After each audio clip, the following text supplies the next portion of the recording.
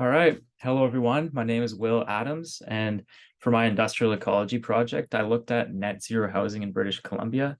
And specifically, I explored pathways for net zero housing to become more mainstream in the province as a way of increasing climate resilient infrastructure.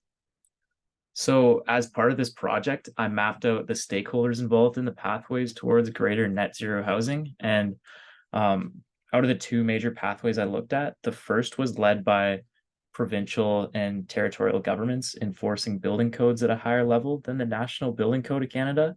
And then the other was led by utilities companies shifting their very outdated business model towards one that could change the way we generate and consume electricity and is more in line with wider sustainability and resilience goals as well.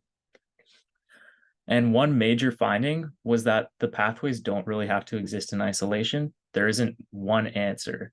And the most effective pathway forward could include elements from each, acting in a complementary way that serves both themselves, but also respects wider sustainability and resilience goals.